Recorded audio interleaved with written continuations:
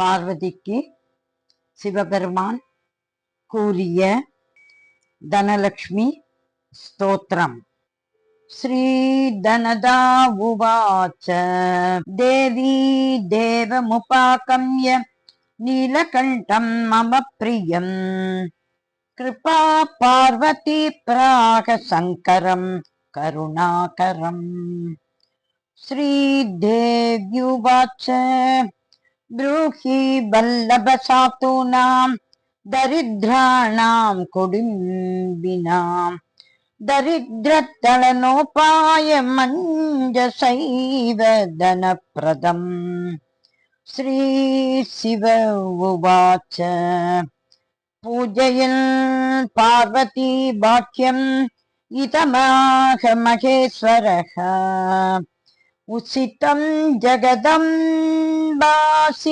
தவ பூதானுகம்யா சசிதம் சானுஜம் ராமம் சாஞ்சனேயம் சன்ஹானுகம் பிரணம்ய பரமானந்தம் பக்ஷ்யேஹம் ஸ்தோத்ரமுத்தமம். தனதம் ஸ்ரத்ததானானாம் சத்யசுலபகாரகம் யோகக்ஷேமகரம் சத்யம் சத்யமேவ வச்சோ மம. படந்த பாடயந்தோர்பி பிராமணராஸ்திகோத்தமை தனலாபோ பவேதா நாசுமேதி தரித்ரதா. பவாம் ச பவாம் பூத்யை பக்தி கல்பதாம் சுபாம் பிராப்தயேதாம் யதா காமம் காமதேனு ஸ்வரூபிணி. தனதே தனதே தேவி தானசீலே தயாகரே த்வம் பிரசீத மகேசானி யதா தம் பிரார்த்தயாம்யகம். தராமர பிரியே புண்யே தன்யே தனத பூஜிதே சுதனம் தார்மிகே தேஹி யஜமாயை சத்வரம். ரம்யே பிரியே ரூபே ராம ரூபே ரதி பிரியே சிக்கி சக மனோமூர்த்தே பிரசீத பிரணதே மயி.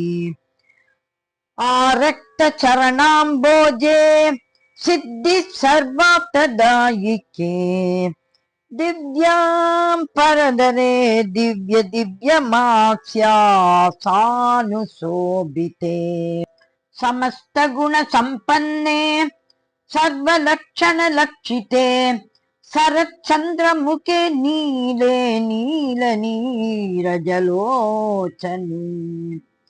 சஞ்சரீக சமுச்சாரு ஸ்ரீஹார குடிலாலகே மத்தே பகவதி மாத கலகண்டரவாமிருதே.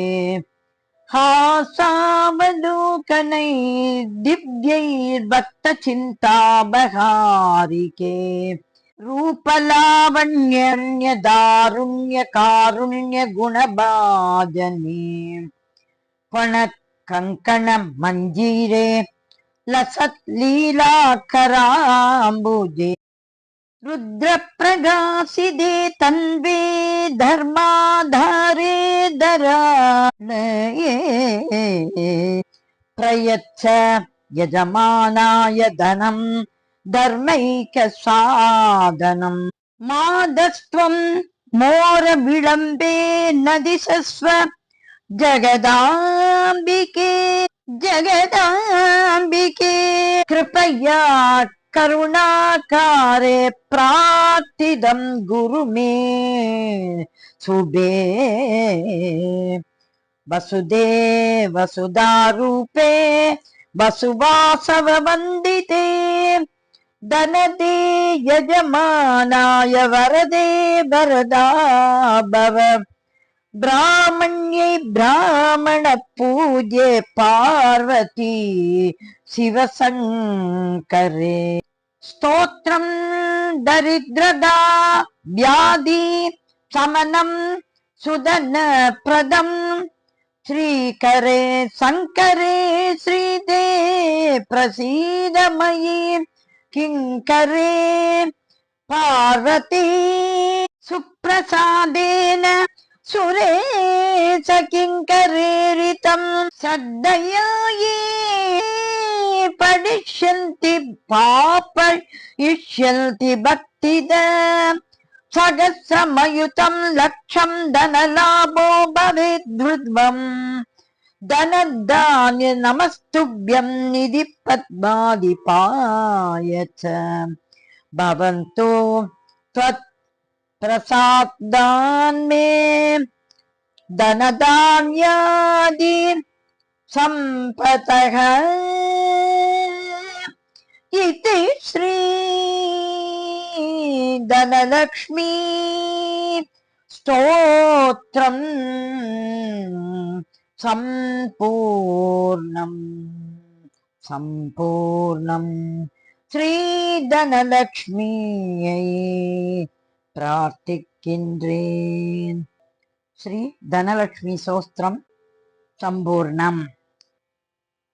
எல்லோருடைய பணத்தேவை பூர்த்தி அடைய ஸ்ரீ தனலட்சுமியை மனதார பிரார்த்திக்கின்றேன். ஸ்ரீ தனலட்சுமி தேவி திருவடிகளே சரணம் சரணம் சரணம்.